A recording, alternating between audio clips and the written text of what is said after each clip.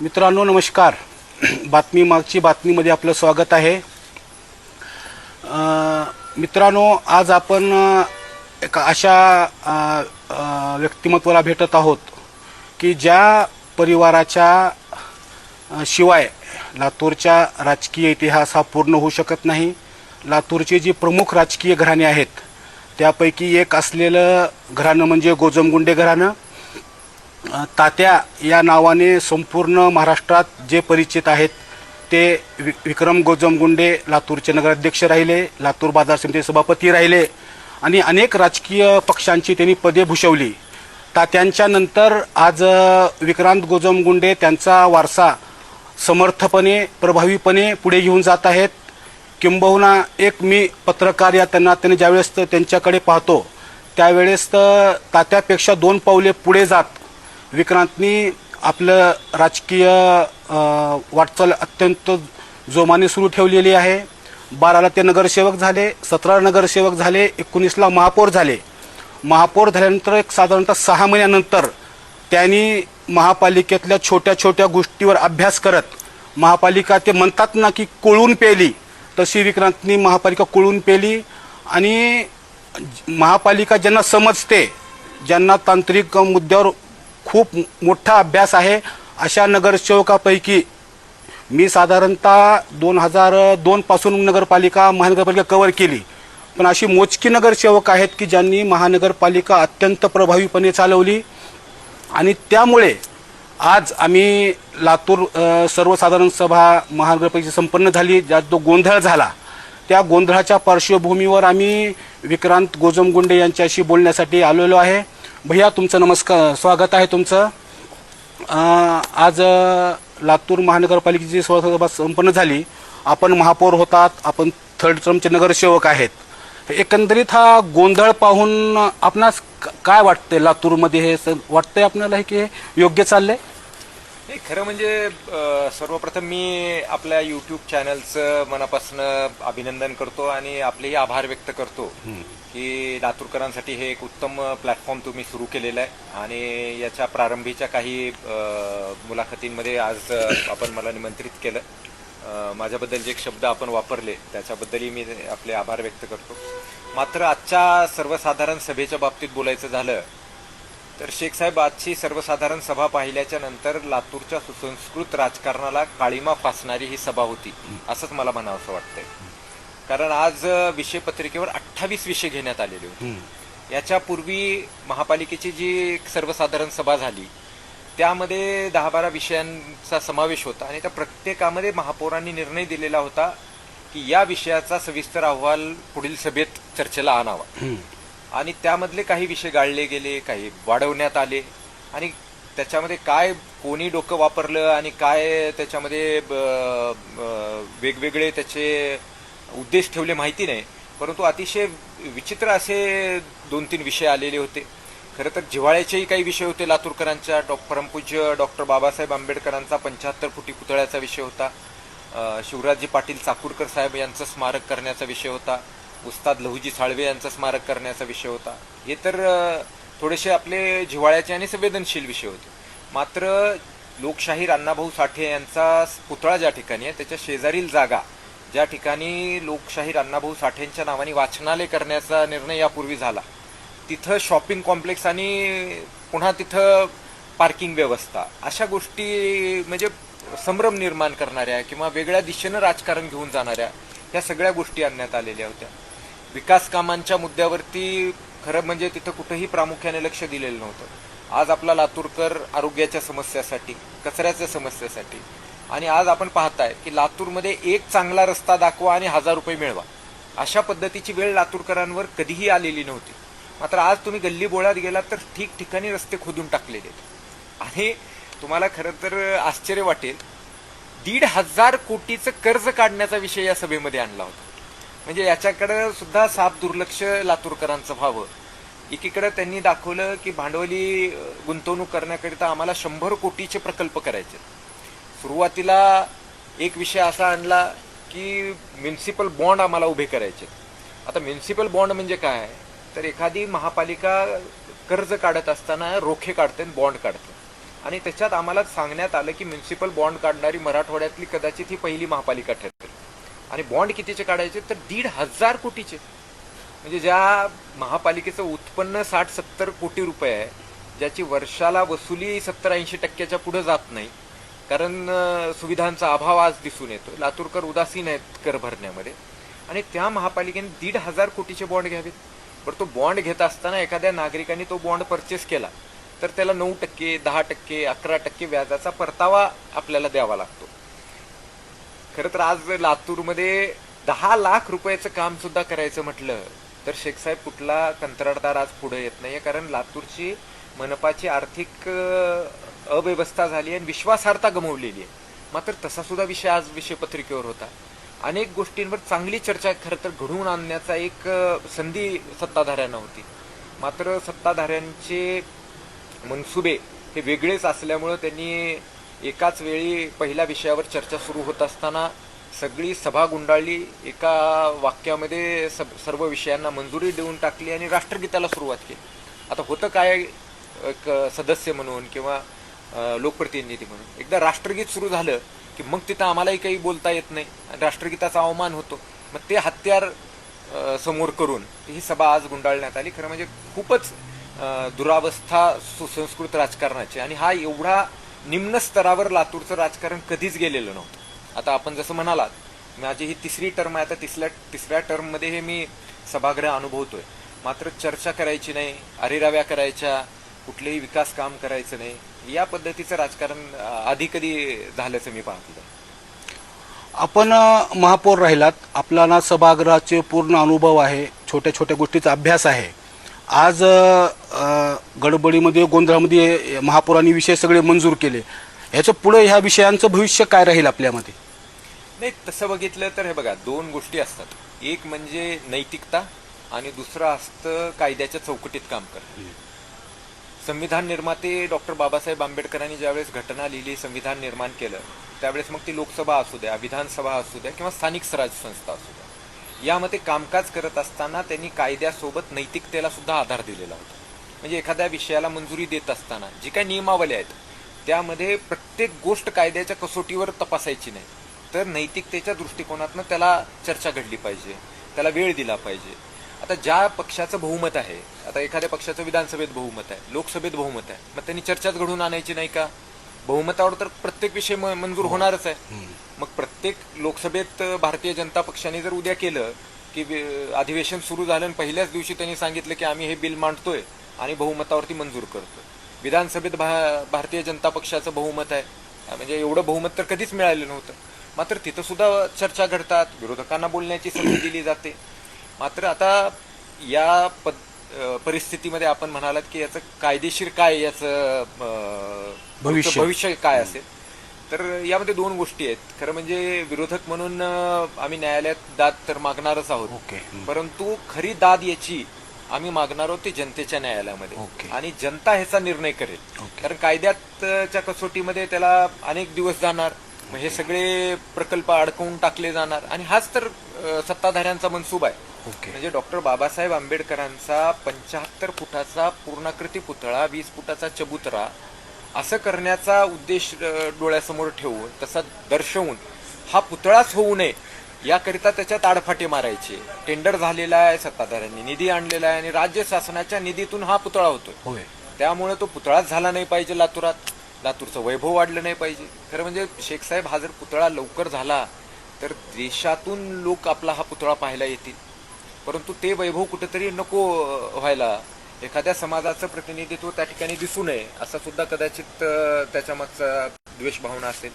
आणि सगळ्यात आज जे विरोधकांना सत्ताधारी घाबरले, माझा स्पष्ट सत्ताधाऱ्यांवर आरोप आहे की स्वर्गीय शिवराजजी पाटील चाकूरकर साहेबांचा पुतळा जो आदर्श कॉलनीच्या अंतर्गत भागात करण्याचा लेखी प्रस्ताव आणलेला होता, म्हणजे कुणाचीही मागणी नाही, प्रत्येकाची मागणी अशी होती. आणि राज्याचे मुख्यमंत्र्यांनी, आता मी काही भारतीय जनता पक्षाचा सदस्य नाहीये, पण भारतीय जनता पक्षाच्या सभेमध्ये मुख्यमंत्र्यांनी सांगितलं होतं की मनपाच्या आवारात पुतळा व्हावा आणि त्याचा सर्व निधी राज्य सरकार देईल. हो, त्याची घोषणा तिने केली होती, त्याची घोषणा केलेली होती. मागच्या सभेमध्ये हा विषय होता, त्यावेळेस आम्ही त्याला समर्थन दिलेलं होतं. मी स्वतः हे मांडलेलं होतं की मनपा आवारात जर जागा कमी पडायला लागली तर आपण लोकनेते विलासरावजी देशमुख मार्ग जो नव्याने विकसित होतोय त्याच्या शेजारी मनपाची जागा आहे. त्या मनपाच्या जागेमध्ये भव्य स्मारक व्हावं. म्हणजे ज्या दोन नेत्यांनी लातूरचं नाव जगात कमवलं त्या दोन नेत्यांचा दुग्ध शर्करा योग आला असता, गुरु शिष्याचा एक परंपरा लातूरला दिसली असती. मात्र तो पुतळा कुठं करायचा, तर आदर्श कॉलनीच्या आतल्या ग्रीन बेल्टमध्ये. मग ही स्मारकं का करतो शेख साहेब आपण, तर येता जाता नव्या पिढीला या महापुरुषांच्या कार्याची उजळणी व्हावी, त्यांच्यापासून आपण आदर्श घ्यावेत, त्यांनी कसं काम केलं ते आपल्यामध्ये भिनावं यासाठी ही स्मारकं असतात. परंतु त्याला कुठंतरी बगल मारायची हा सत्ताधाऱ्यांचा मनसुबा उघडा पडला आणि त्याला आता उत्तर द्यावं लागतं.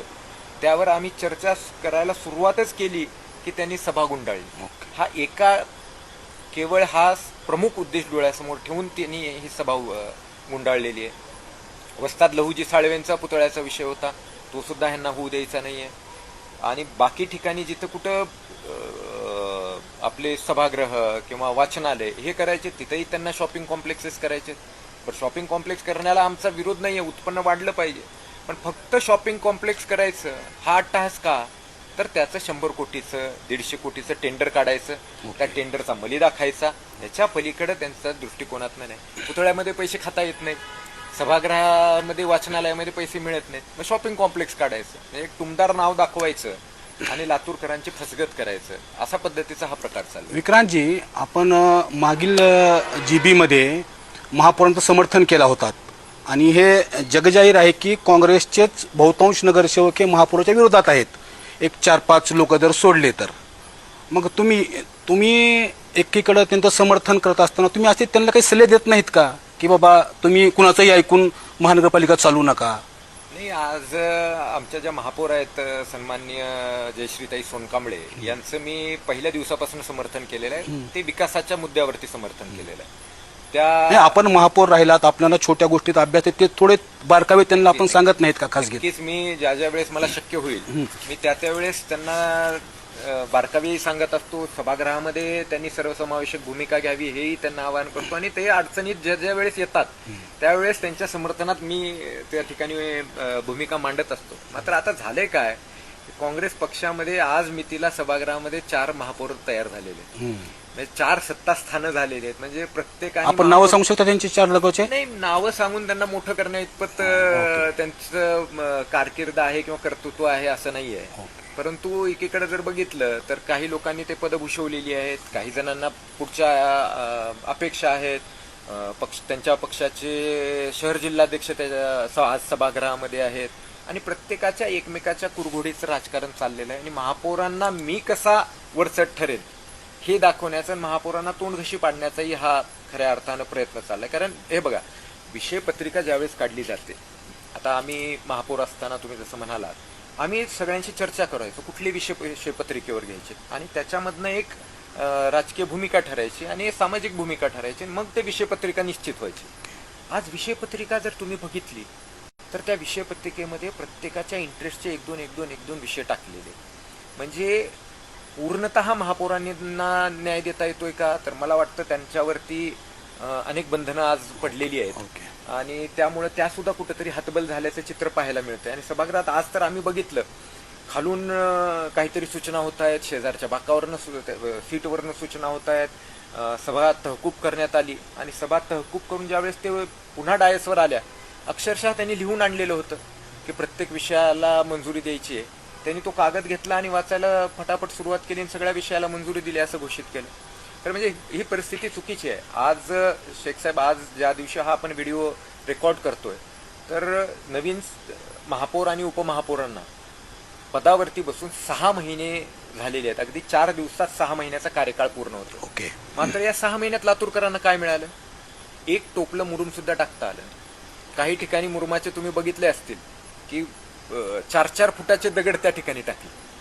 म्हणजे ज्या ठिकाणी चांगला मुरुम टाकून आपल्याला रस्ते दुरुस्त करता येत होते ते सुद्धा काम केलेलं नाही. एक नवीन टेंडर काढलेलं नाही, एक नवीन विकासाचं धोरणात्मक काम घेतलेलं नाही. या उलट मागच्या सभेमध्ये 26 कोटीची कामं जी पूर्वीच्या काळात प्रशासकीय काळात झाली त्यावरती महापौरांनी स्थगिती आणली.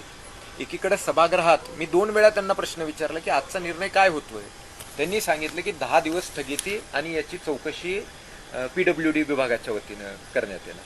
पण PWD विभागानं या चौकशीला स्पष्ट नकार दिलेला आहे. तिने काय पत्रव्यवहार सुद्धा केला नाही त्याच्यासोबत, काहीच झालं अजिबात नाही केलेलं नाही. या पुढची गोष्ट सांगतो की तो ठराव विखंडनाला गेलेला हो, आहे. विखंडन आणि माझी माहिती अशी आहे की अवघ्या 1-2 दिवसामध्ये राज्य शासनाकडून तो ठराव विखंडित होतोय. हो. हे किती मोठी नामुष्की आहे. एकीकडे तुम्ही सभागृहात वेगळं सांगायचं, लिहिताना वेगळं लिहायचं. आता 26 कोटीची कामं बंद पाडलेली आहेत. तो निधी झालेला आहे, टेंडर झालेला आहे. खरं तर त्याच्यावर आक्षेप मी घेतलेला होता. माझा आक्षेप असा होता की ती सगळी कामं स्थायी समितीला मंजुरीला पाठवायला पाहिजे होती. मात्र पुन्हा मी माझी भूमिका बदलली. मी म्हटलं की लातूरकरांच्या विकासापासून वंचित लातूरकर राहू नये, तर ही कामं झाली पाहिजेत अशी ठाम भूमिका मी मांडली. परंतु ती कामं कोणीतरी दुसऱ्यांनी मंजूर करून आणलेली आहेत म्हणून ती कामच होऊ द्यायची नाहीत हा कुठला प्रश्न आहे. आपण शासन व्यवस्था आहोत. शासनाचा आलेला निधी सामान्यापर्यंत पोहोचवण्याचं काम करतो. ही काही मनपा निधीची कामं नाही आहेत, शासनाच्या निधीची काम आहे. 26 कोटीची कामं आज ठप्प पडलेली आहेत. कचऱ्याचा प्रश्न आज तसाच आहे, ढीगच्या ढीग लागलेले आहेत. आज कुठल्याही रस्त्यानं तुम्ही जा, एक तरी रस्ता तुम्हाला असा दिसतोय का की जिथं खड्डा नाहीये? प्रत्येक रस्ता, गल्ली बोळातला रस्ता खंदून टाकलेला आहे. अहो, खूप काही करण्यासारखं आहे. म्हणजे आम्ही पाथरवाडीची जागा घेतलेली होती सोलर प्रकल्पासाठी आलेल्या पैशासाठी. तिथं सोलर प्रकल्प आपल्याला उभा करायचा आहे, त्याला आपण कोणी बघायला तयार नाही. तुम्हाला गंभीर बाब सांगतो, आमच्या काळामध्ये चौक सुशोभीकरणासाठी आम्ही काही शिल्प तयार केलेली होती. ती शिल्प मनपाच्या गोडाऊन्समध्ये पडून आहेत, धूळ खात आहेत. मागच्या काळामध्ये मी जे आपल्याला म्हणालो की पुतळ्याचं राजकारण का होतंय मला कळत नाही. बाळ गंगाधर टिळकांचा, राजमाता जिजाऊंचा, छत्रपती संभाजी महाराजांचा पुतळ्याचं क्ले मॉडेल तयार होतं. वस्ताद लहुजी साळवेंच्या पुतळ्याचं क्ले मॉडेल तयार होतं. मात्र केवळ ते पुतळे होऊ नयेत म्हणून कला संचालनालयाच्या मान्यता येऊन सुद्धा त्यांना कार्यादेश देण्यात आले नाही. विक्रांतजी, खरं सांगता येते ह्या पुतळ्याच्या निमित्तानं कुठेतरी सामाजिक तेढ वाद निर्माण करण्याचा उद्देश आहे असं आपल्याला वाटत नाही का? 100%. कारण आता बघा, महात्मा फुलेंच्या बद्दल लहुजी वस्तादचा त्या पार्श्वभूमीवर काँग्रेस भवनला जी बैठक झाली त्याच्यात बरेच वाद झाले असं कळतंय मला. आता हे शिवराज पाटलांच्या पुतळ्याला विरोध करून लिंगायत वर्सेस मराठा असं काही वाद लावा, असं काही आपल्याला वाटतंय सगळे तेढ राजकीय सगळं चाललंय म्हणून? ज्या पद्धतीने हे चाललंय त्या पद्धतीनं हा वास तर येतोय. कारण एवढी संकुचित मानसिकता लातूरला कधी नव्हता. कदाचित लोकनेते विलासरावजी देशमुख साहेब जर आज असते तर ही परिस्थिती नसती. हे सुद्धा आज त्या पक्षात नसलेल्या माझ्यासारख्या कार्यकर्त्याला वाटतं. विक्रांतजी, आपण तात्या नगराध्यक्ष होते आणि चाकूरकरांचे आणि गोजमगुंडे परिवाराचे संबंध हे सर्व श्रुत आहेत, काही लपून राहिलेलं नाही. पक्षाच्या पलीकडे तुमचे संबंध होते. त्यांनी लातूरला नगराध्यक्ष, 7 वेळा खासदार, 2 वेळा आमदार, लोकसभा विधानसभेचे सभापती राहिले. त्या उंचीला कुठेतरी अपमान होतोय असं आपल्याला वाटत नाही का? नक्कीच. म्हणजे हे एका म्हणजे आड राहणार ज्या दर्शक कॉलनीमध्ये कुणी जात नाही तिथं तुम्ही पुतळा बसून त्यांचं म्हणजे खच्चीकरण चालू आहे त्यांच्या प्रतिमेचं, त्यांच्या मृत्यू पश्चात, असं आपल्याला वाटत नाही का? नक्कीच होतंय. खरं म्हणजे माझ्यासारख्या शिवराजजी पाटील चाकूरकर साहेबांच्या विचारांचा पाईक असणाऱ्या किंवा विलासरावजी देशमुख साहेबांच्या विचारांचा पाईक असणाऱ्या व्यक्तीला असं वाटतंय की असं जर होणार असेल, असं जर डाग लागणार असेल तर मग साहेबांचा पुतळाच होऊ नये. कारण तुम्ही म्हटल्यासारखं सातत्याने अगदी नगराध्यक्ष पदापासून कारकीर्द सुरू झाली. आमदार राहिले, खासदार राहिले, देशाचे गृहमंत्री, चंदीगडचे राज्यपाल, लोकसभेचे सभापती, म्हणजे एवढी पदं भूषवलेला देशातल्या अगदी बोटावर मोजण्या इतक्या व्यक्तींपैकी त्यांचं व्यक्तिमत्व आहे. आणि चारित्र्य संपन्न नेता.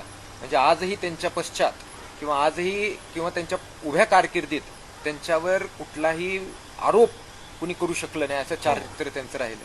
पण हा पुतळा व्हावा आणि महापालिकेकडून का व्हावा, तर आज आम्ही ज्या महापालिकेचं प्रतिनिधित्व करतोय त्याचे ते कधी काळी नगराध्यक्ष होते. म्हणजे आपण जर बघितलं राजकीय सुरुवातीतूनच आहे त्यांची, बरोबर आहे. आणि आपण जर बघितलं तर लोकनेते विलासरावजी देशमुख साहेबांचा पुतळा लातूर शहरात कुठे आहे, तर जिल्हा परिषदेच्या प्रांगणात. कारण ते जिल्हा परिषदेचे सदस्य होते, तिथून पंचायत समितीचे ते उपसभापती राहिले. त्यामुळे त्या स्थानिक स्वराज्य संस्थेच्या परिसरामध्ये पुतळा होणं हे साहजिक होतं. तसंच ज्या चाकूरकर साहेबांची सुरुवात या नगर परिषदेपासून झाली तिथं त्यांचं स्मारक होणं हे उचित आहे. परंतु आपण म्हटल्यासारखं हे त्यांच्या प्रतिमेला साजेसं नाहीये. ज्या उंचीचं ते नेतृत्व होतं, किमान त्या उंचीच्या नेतृत्वाच्या बाबतीमध्ये तर असं घडू नये. दुसरा एक विषय आपण सुरुवातीलाच मांडला, बाबासाहेब आंबेडकरांच्या 75 कोटी पुतळ्याचा. आपण महापौर असतानाच ह्या कामाची सुरुवात झालेली मला आठवतं. त्यावेळेस आपण महापौर मित्तल त्यावेळेस कमिशनर होते. आज अशी अवस्था आहे की वर्क ऑर्डर झालेली आहे आणि काम कधी सुरू होऊ शकतं अशी अवस्था आहे. अशा परिस्थितीमध्ये तांत्रिक मुद्दे उपस्थित करून उंचीचा मुद्दा काढून फेरनिविदा काढायचा जो प्रयत्न सुरू आहे, आपल्याला वाटतं की हे यशस्वी होईल किंवा हे काम लवकर सुरू होईल आता? नाही, हे आता बघा, हे खरं म्हणजे समाजाची आणि लातूरकरांची. आणि दुसरा एक मुद्दा त्याला जोडून माझा आहे, आता ह्याच अनुषंगाने काँग्रेसच्या आणि भाजपच्या नगरसेवकांचा अभ्यास दौरा तिकील झाला. आता वर्क ऑर्डर झाल्यानंतर अभ्यास दौरा हे थोडं आपल्याला वेगळं वाटत नाही का? हास्यास्पद आहे. आणि आजच्या बैठकीत पुन्हा एक अभ्यास दौऱ्याचा विषय आणलेला होता. हा, तेच म्हणजे नेमकं खरंच हे हास्यास्पद राजकारण केलं चाललंय. आणि महापुरुषांच्या किमान स्मारक म्हणजे जिथं भावना आपल्या जुडलेल्या आहेत, जिथं आपली श्रद्धा जुडलेली आहे, तिथं तरी किमान राजकारण आता होऊ. पुतळ्याचं भविष्य तुम्हाला काय वाटतं बाबासाहेबांच्या? आता दोन त्याच्यातले मी भाग आपल्याला सांगतो की आपल्या माध्यमातून, की डॉक्टर बाबासाहेब आंबेडकर पार्कचा जो संपूर्ण परिसर आहे त्याचं सुशोभीकरण व्हावं, याकरिता मी महापौर असताना आम्ही 2 कोटी रुपयाला हो, मंजुरी दिली. 1,84,00,000 प्रशासकीय मान्यता आली. त्याचं टेंडर झालं, त्याचं निविदा झाल्या, कार्यादेश देण्यात आले, मात्र अजूनपर्यंत ते काम चालू झालेलं नाही. ते काम कोण अडवलं? आजच्याच विषयपत्रिकेमध्ये त्याचा सुद्धा उल्लेख करण्यात आलेला होता आणि तिथं स्पष्ट आयुक्तांनी रिमार्क दिलेला आहे की जिल्हा नियोजन समितीतलं कुठलंही काम हे 2 वर्षाच्या आत पूर्ण व्हावं लागतं. म्हणजे कधी पूर्ण व्हायला पाहिजे? 2024. आज 2026 उजाडलं. तो निधी कुठल्याही क्षणाला परत जाऊ शकतो. दुसरा मुद्दा जो सगळ्यात महत्वाचा आहे की परमपूज्य डॉक्टर बाबासाहेब आंबेडकरांचा 75 कोटी पुतळा. खरं म्हणजे त्याच्यातल्या तांत्रिकता समजून घेतल्या पाहिजे. सुरुवातीला ज्यावेळेस तत्कालीन खासदार सुधाकरराव श्रंगारे साहेबांनी त्या ठिकाणी बाबासाहेबांच्या पुतळ्याची प्रतिकृती आपण म्हणूया ती उभा केली आणि लोकांनी श्रद्धेने तिथं नमन केलं, त्यावेळेस हा पुतळा मोठा व्हावा आणि कायमस्वरूपी व्हावा हा प्रस्ताव पुढे आला आणि माननीय मुख्यमंत्र्यांनी त्याला मंजुरी दिली. आता तिथं टेंडर झालेलं आहे, वर्क ऑर्डर झालेली आहे, तांत्रिक मान्यता झालेली आहे आणि 10 कोटी रुपये निधी सुद्धा आलो त्याला. रुपयाचा निधी राज्य शासनाचा आलेला आहे. म्हणजे मनपाचा त्यामध्ये निधी कुठलाही नाहीये. मात्र आता त्याच्यामध्ये समाजातल्या भावना पुढे आल्या किंवा काही व्यक्तींनी त्याच्यामध्ये मतं मांडली की आता पुतळ्याची उंची 75 फूट असावी, चबुतऱ्याची उंची 20 फूट असावी, म्हणजे एकूण 95 फुटाचा पुतळा व्हावा. भावना रास्त आहे आणि असं झालंही पाहिजे. दुसरा त्याच्यामध्ये तांत्रिक मुद्दा असा आला की पुतळा जिथं होतोय ती जागा अगदी मध्यभागी येत नाहीये, त्यामुळं वाचनालयाच्या ठिकाणी हा पुतळ्याचं शिफ्ट व्हावा. माननीय पालकमंत्र्यांनी त्याच्यात मी त्यांचं कौतुक करतो. खरं म्हणजे त्यांनी 2-3 बैठका घेतल्या आणि त्याच्याबद्दल सूचना केल्या की तिथं तुम्ही मनपाचा ठराव करा आणि ते काम सुरू करा. आता तिथं पुतळा करत असताना जर आपल्याला 75 फुटाचा पुतळा 20 फुटाचा चबुतरा करायचा असेल तर याच्या सगळ्या तांत्रिक मान्यता बदलणार, याच्या सगळ्या प्रशासकीय मान्यता बदलणार, वाढीव खर्च येणार. हा पुतळ्याचा खर्च किमान 27 ते 30 कोटींपर्यंत जाणार. राज्य शासन त्याला निधीही देईल, मात्र ह्याचा कालावधी हे कधी होणार? जर आपण गतीनं पावलं टाकले, बघा, जर आपल्याला खरंच करायची मानसिकता आहे ना, 8 दिवसात ह्याच्या मंजुऱ्या होतात. 8 दिवसात आपण विशेष सर्वसाधारण सभा लावू शकतो, त्याच्यामध्ये मंजुरी त्याला तात्काळ देऊ शकतो. 2 दिवसामध्ये तांत्रिक मान्यता, 2 दिवसामध्ये प्रशासकीय मान्यता आणि पुन्हा नव्यानं याचा टेंडर नव्यानं काढावं लागेल. हा जो सगळा चाललेला आहे पडद्यामागचा खेळ, हा सगळा एका वेगळ्या विचाराने चाललेला आहे. मात्र तसंही मी काही काळासाठी गृहीत धरतो, त्याचा टेंडर ताबडतोब काढून ताबडतोब त्याचं जर पुतळ्याचं आज काम चालू झालं तर शेख साहेब, मी तुम्हाला खात्रीने सांगतो की पुढचे 3 वर्ष ते काम पूर्ण होऊ शकत नाही. कारण 75 फुटाचा पुतळा बनवणं हे काही साधं काम नाहीये. आणि महापुरुषांचा पुतळा बनवत असताना ज्यावेळेस वरची उंची आपण बघतो त्यावेळेस तितकाच त्याचा पाया मजबूत आपल्याला खाली करावा लागतो. त्यामुळे हे काम काही तात्काळ होण्यासारखं नाही. आणि मला तर कुठंतरी असा संशय येतो की जयश्रीताई सोनकांबळेंच्या कार्यकाळात हा पुतळाच होऊ नये अशी काही लोकांची मानसिकता त्या ठिकाणी दिसून येते. काही लोकांची तर अशी मानसिकता आहे की याच्यामध्ये वेगवेगळे मुद्दे टाकायचे, समाजाला भावनिक करायचं, त्याची दिशाभूल करायची आणि पुतळाच होऊ नये असाही काही लोकांचा उद्देश आहे. पण मला वाटत नाही की तो उद्देश साध्य होईल.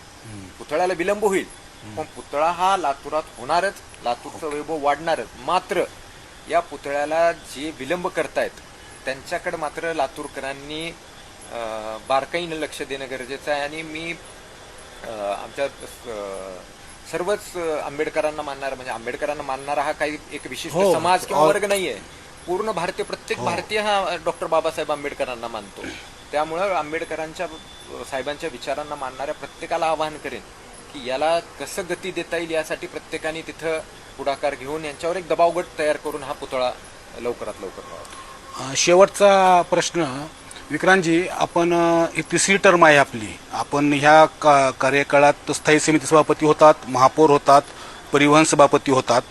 आपल्यासोबत आम्ही सुरेश पवारनं पाहिलं, दीपक सुर्णा पाहिलं, अख्तर मिस्त्रीनं पाहिलं, असे पहिल्या महापौर खानापुरीताई होत्या. मी सगळे अनुभवले महापौर. आपणाला तो कार्यकाळ आणि आजचा कार्यकाळ यात काय बदल वाटतो? हे प्रचंड बदल आहे, खूप खूप मोठा बदल आहे. आम्ही अभ्यासू, तुम्ही पाहिलं, तुम्हाला पाहिलं, रविशंकरना पाहिलं, दीपक सुर्णा पाहिलं, प्रकाश पाठक होते, सुरेश पवार होते.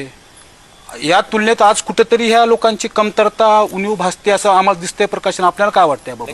नक्कीच म्हणजे अगदी तुम्ही कुठेतरी प्रत्येक विषय जातीकडे चाललोय, प्रत्येक विषय म्हणजे कुठेतरी वेगळीकडे चाललंय असं आपल्याला अनुभव येत नाही? तुम्ही ज्यांची नावं घेतली त्यांच्यासोबत काही नावं मला अजून जोडावीशी वाटतात. गिरीश पाटीलजी, हो, राजा मनियार होते, साहेब आहेत, त्याचबरोबर चंद्रकांत चिखले साहेब, पूजी गायकवाड साहेब, म्हणजे अशी धुरंधर मंडळी त्या ठिकाणी होते. अगदी चाळकताई उत्तम काम करायच्या, मला आठवतंय. आणि हसत खेळत कधी असं एवढं कधी साहेब होते. म्हणजे खूप चांगले चर्चा घडायच्या आणि मुद्द्यावर चर्चा व्हायची, तात्विक भांडणं व्हायची, तात्विक द्वेष पण व्हायचा, कधी कधी ताणलं जायचं, कधी कधी तहतहकूब व्हायच्या, मात्र पुन्हा त्याच्यावरची चर्चा घडायच्या. म्हणजे आपल्या कार्यकर्त्याची सभा आटपायची कधी वेळ आली नाही. कधी माझ्या कार्यकाळात तर किंवा सभा आटपायची सुरेश पवार असतील, आधी एखाद वेळा कधी कुणाच्या कार्यकाळात झालं जरी असेल तर पुन्हा त्या सभा घेतल्या गेल्या आणि पुन्हा त्या विषयावरती चर्चा केल्या गेल्या.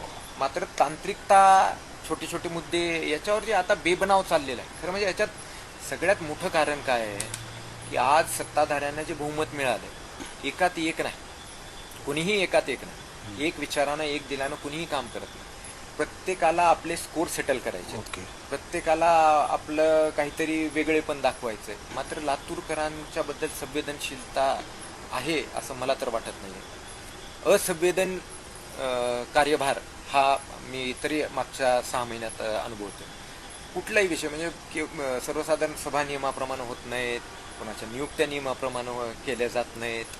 महापौरांना कितपत आता तिथं वाव मिळतोय मला शंका आहे. परंतु ज्यावेळेस सभागृह भरतं त्या सभागृहात ज्या चर्चा घडतायत ना त्या कुठेही लातूरकरांच्या हिताच्या नाही. प्रत्येकाला आपला काय तिथं स्वार्थ साधून घेता येईल, आर्थिक स्वार्थ आहे, स्वतःची कामं करून घ्यायची आहेत. कामं म्हणजे विकास कामं नाही, वैयक्तिक काम, वैयक्तिक स्वार्थाची कामं. आणि मग त्याच्यासाठी अधिकाऱ्यांना आरेरावी करायची. अहो, अधिकाऱ्यांना शिवीगाळ, महिला अधिकाऱ्यांना शिवीगाळ, महिला अधिकाऱ्यांना चप्पल दाखवण्याचे प्रकार, इतर म्हणजे SI ला ब्लॅकमेल करायचं, किंवा उपायुक्त, सहाय्यक आयुक्त, शिक्षण अधिकारी, अग्निशमन अधिकारी, पर्यावरण अधिकारी, अशा अधिकाऱ्यांना अरेरावीनं बोलणं चाललेलं आहे. त्यांना चुकीच्या पद्धतीनं कुणाकडे पैसे मागितले चाललेत, कुणाकडे वेगळे न होण्याची कामं करण्याचा दबाव आणला चाललाय. मला वाटतं कुठंतरी सुसूत्रता नाही,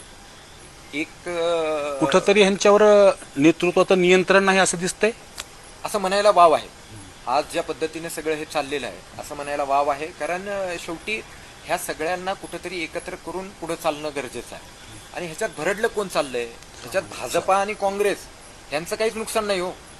राष्ट्रवादी पक्ष म्हणून माझं पक्षाचं काही नुकसान आहे का नाही हे वेगळं, सामान्य लातूरकरांचं नुकसान होतंय ना. आज मला सांगा 6 महिने झालं कामच नाही. शेवटी सुसंस्कृत लातूरची प्रतिमा देखील मलिन होते. आधीच आपण वेगवेगळ्या विषयांमुळे आपल्या शहराचं नाव बदनाम होतं. पुन्हा हे विकासामध्ये आपण मागे पडतोय. आज बघा आपल्या पुढे चाललेत, औसा शहर पुढे चाललंय, उदगीर शहर पुढे चाललंय, अंबेजोगाई शहर पुढे चाललंय, छोटी छोटी गाव, अहमदपूर शहर पुढे चाललंय. ही छोटी गावं आपल्या पुढे चाललं लागेल.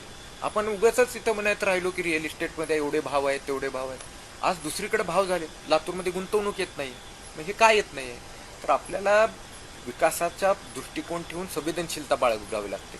प्रत्येक बघा, छोटा लोकप्रतिनिधी असो किंवा मोठा, प्रत्येकाचं योगदान या शहराच्या विकासामध्ये असलं पाहिजे. आणि ते कुठंतरी हरवल्यासारखं वाटतं. आणि विशिष्ट एक चर्चा एक सुरातच न्यायची, एकाकडेच कुठंतरी वेगळाच सूर त्याला द्यायचा आणि आपले हेतू साधून घ्यायचे, हे मला वाटतं लातूरच्या भविष्यातल्या विकासासाठी हे चांगलं नाही आहे. ओके. तर मित्रांनो, हे होते विक्रांत गोजमगुंडे, ज्यांनी आजच्या झालेल्या अभूतपूर्व गोंधळाच्या पार्श्वभूमीवर आपली परखड मते मांडली. असंच नवनवीन मुद्द्यावर आपण भेटत राहू, बोलत राहू. तुर्तास धन्यवाद.